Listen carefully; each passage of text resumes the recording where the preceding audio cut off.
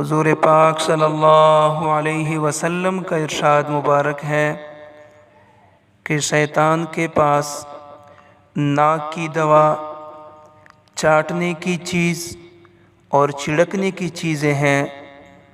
جب وہ کسی انسان کے ناک میں دوائی ڈالتا ہے تو وہ بدخلق بن جاتا ہے۔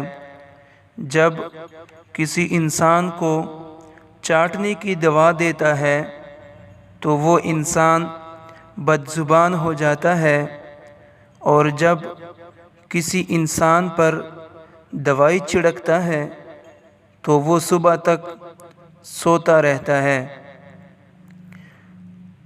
حضور پاک صلی اللہ علیہ وسلم کی خدمت میں ایسے شخص کا تذکرہ کیا گیا جو ساری رات سوتا ہے